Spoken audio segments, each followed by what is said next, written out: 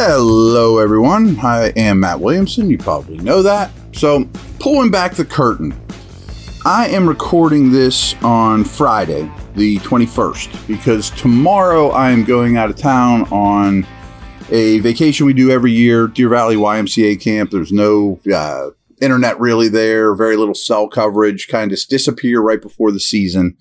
And something we do with the family every year, love it, it's one of our favorite places, blah, blah, blah. I also will, during that week, will be scooting over to camp, which is only like an hour and a half drive from there, but only to do a quick 3-hour radio show with Dale on Thursday and Friday. And then Friday, I move in for good at Latrobe in the dorms, back old school. So why I tell you that is this is going to be the only podcast you get from me this week. I assume you're listening to this Monday, but you might have noticed that I often go throughout the internet, and there's 10 or 12 sites I hit every day, and I pull little nuggets. I cut and paste, and I have this file going of things I want to discuss with you. And since the next time I'm going to talk to you will be from camp with practices already done, I assume I'm going to be talking about stuff that hasn't happened yet, as opposed to analysis from the offseason and before. So I am calling this the Loose Ends Podcast because I have all these random nuggets that I haven't yet been able to bring up with you guys that I just want to check them off the list, make sure you hear them at some point. You can probably listen to this you're probably going to get 2 podcasts in one, really. This one will be a little beefier, all over the place. There's no real rhyme or reason to it. I just have bullet point after bullet point that I want to talk to. And here we go. Just so, because I'm going to make sure you guys get this knowledge and I'll interpret it the best I can as usual. So 2 scheduling notes that are interesting and are both favorable for the Steelers.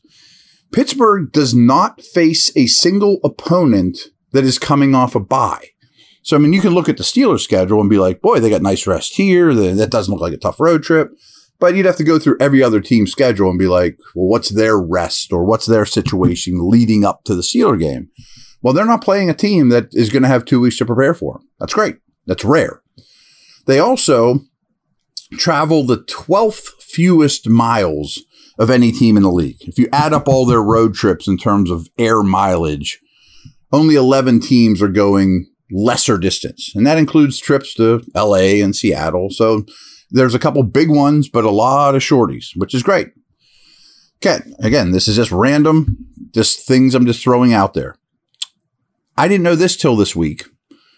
Since Najee Harris came in the league in 2021, that's 2 full seasons, no player in the NFL has more touches. Obviously, quarterbacks do, but no skill guy has more touches than Najee Harris, which leads me to this week's article. Usually I summarize that more, just kind of ran out of time. Go check that out. And it's a very Najee-heavy Steeler run game efficiency type of article. And it also harps on this, and I tell you a lot. Harris is not a big play back, though. He's gained more than 20 yards on just 5 of his 579 career carries. 579 career carries, only 5 of them have gone for 20 yards or more. That is who he is. I mean, live with it. It's probably not going to change. Now this leads me to Jaylen Warren. Warren chipped in with 593 total yards on 105 touches as a rookie, but was more efficient than Harris in just about every department. Among backs with 50 or more carries, he averaged 4.9 yards per carry. That was 15th, with a run of 10 or more yards at the 10th highest clip, and a 45.5 success rate, which was the 6th highest clip. I'm not telling you Warren's better than Harris. I just think that they're really good complements.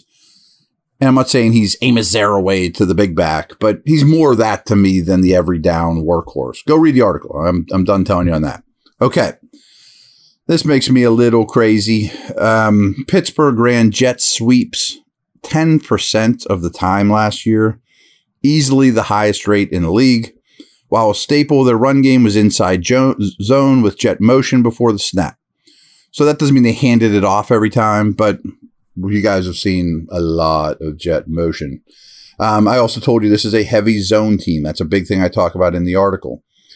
Harris finished second among running backs in runs out of zone concepts last year, while ranking 4th in his rookie season in terms of touches, carries. And the Steelers ranked 5th in the NFL in run plays off pre-snap motion, which made up about half of their total run plays. Probably doesn't shock you at all when listening or watching games on Sundays. Another thing I've talked about a lot this week is targeting the middle of the field. They targeted the middle of the field just 20% of the time last year. That means between the numbers. A bottom 10 rate in football. There was essentially zero presence of a screen quick game from this offense, which led Pickett ranking dead last among qualified quarterbacks in yards after the catch per completion. So there's a lot of talk about this is a dink and dunk offense, and it was with Ben. But if you listen to the podcast earlier this week, Pickett's was really efficient when he was getting the ball out super quick. It just didn't happen very much. That might need to increase the quick game because it's going to help with after the catch stuff as well. Another tendency that's strong is the Packers and Giants are the only teams that ran the ball more often from a bunch set. You know, when you see 3 receivers all bunched together to one side.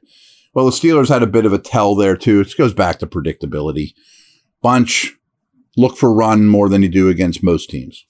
This is another thing that doesn't exactly scream great coaching, but hey, we're not here to candy coat things. In third quarter scoring, the Steelers ranked 30th in the league.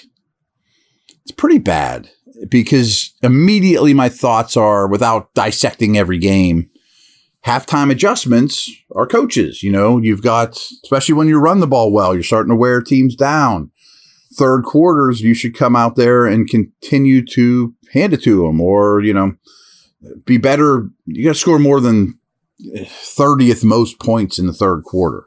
And therefore, their third quarter point differential for the year was minus 15.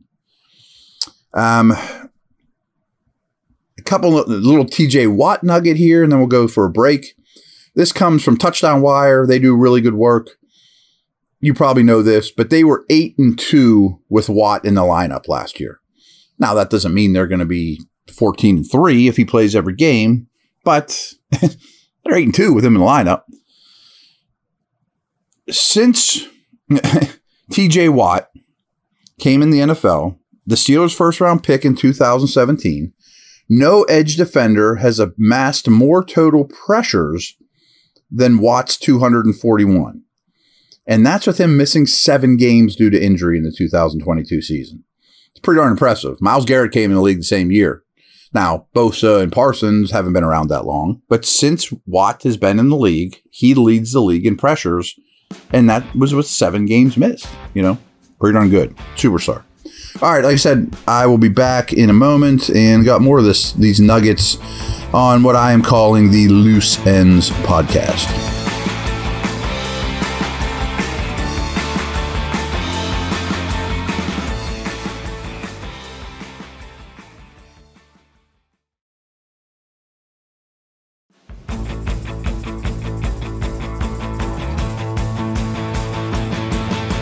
All right, here's a little bit of overlap from what we've talked about all week, but still noticeable. Make sure you know these things.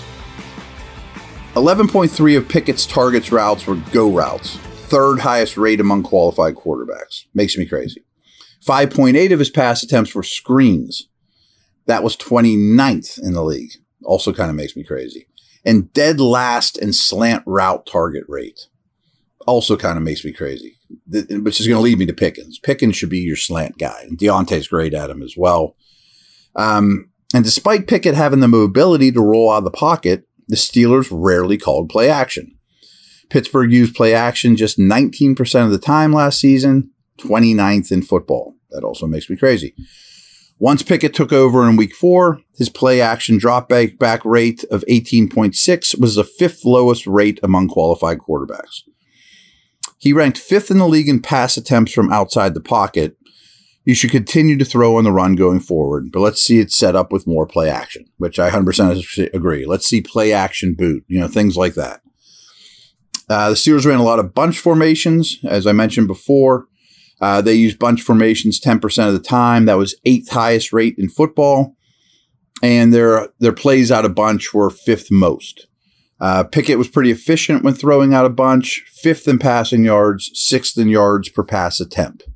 Bunch doesn't bother me. Yeah, I mean, whatever. I mean, it's just something they like to do. Fine. I'm not saying that's good or bad. Some Pickens stuff here. His rookie season was up and down, but he finished with just over 800 yards and 4 touchdowns on 52 catches. He was more productive with the rookie under center, and Pickett gave him more opportunities down the field. So in those 13 games with Pickett, Pickens averaged nearly 2 more receptions, 23 more receiving yards, and 6.4 more PPR points per game. I got this from a fantasy site. If you look at the 13 games with Pickett under center, Pickens was 8th among all wideouts in deep targets with 20, and over the course of the season, his 15.6 ADOT was the 9th highest among qualified receivers. I'm not saying Trubisky hated Pickens, but the Pickett-Pickens thing is better than just staring at Pickens' rookie season. He also demonstrated tremendous contested catch ability, hauling in 19 of 28 contested catch opportunities.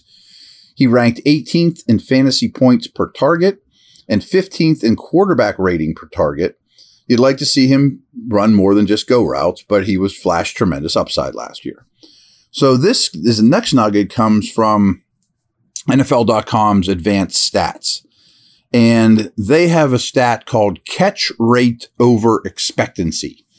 And they judge exactly where the defender is, what percentage of the time you should catch every target given to you. And Pickens came in 2nd in the whole league, not just rookies, of catch rate over expectancy. I thought that was pretty impressive. Not a ton of other nuggets in there, but they also talk about how most of it's vertical, that type of thing. Here's another Pickens nugget. Of all receivers that ran 50 routes, this is something I came up with. So there were 81 wide receivers that ran at least 50 pass routes last year in the league. So of all those guys, he was 76th out of 81 in targets per route run. What percentage of the time does the ball come your way when you release into your route? 76th out of 81. That needs to change. One of my favorite receiver stats is yards per route run. Well, it's hard to rack up yards per route run if you're not getting targets per route run. Follow? Still, out of those 81 that qualified, he was 76th in getting the ball thrown his way, but he was 55th in yards per route run. That's probably as big a discrepancy as there is in the league in terms of when you threw me the ball, I got yards, but you didn't throw me the ball. So being 55 is not great in a nutshell, but when you're 76th in targets, being 55 is tremendous. Here's some other stuff here. Again, like I said, just a lot of random notes today. During the second half of the 2023 season, that 22 season, they wrote this wrong. After the bye, the Steelers ranked 7th in scoring rate per drive and 3rd in yards per drive. And the writer says, no, that's not a typo. Only the Chiefs and Lions were gaining more yards per drive from weeks 10 through 17 than the Pickett-led Steelers. Pretty good. Yeah, you're in the offensive conversation with the Lions and especially the Chiefs. You'll take it. Here's my last thing, and we're going to talk Patrick Peterson. I mentioned the Touchdown Wire site. I like their work quite a bit.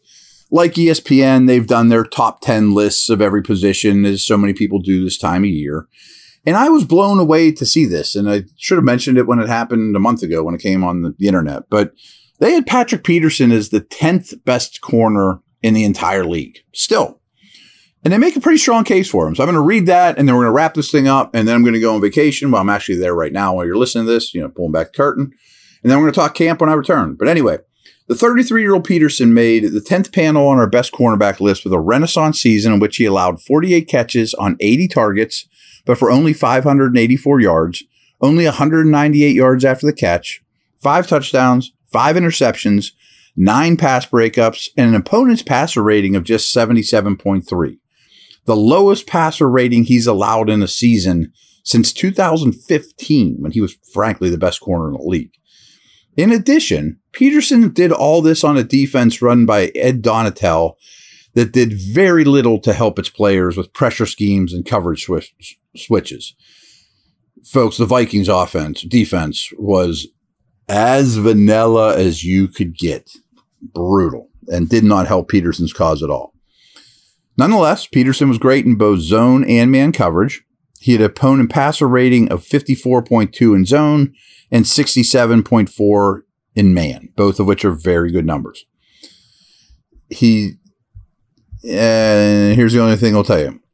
Last little nugget on him. A lot of older football players will tell you they wish they could tie the wisdom of experience to the benefits of youthful athleticism. Peterson, who signed a 2-year, $14 million contract with the Steelers this offseason, appears to be the rare athlete to bridge that gap. I'm pretty excited what he brings. He's a big-time leader. I loved chatting with him. He's got a great perspective on football, life, et cetera, and he can still play. So their corners might be better than they were last year. I actually think they probably will. So again, this was a mismatch of everything I've been wanting to tell you guys, and I'm going to wrap it up, and hopefully I'm having a good time. Hopefully you're having a good time, and we will be talking training camp when I return. Over and out.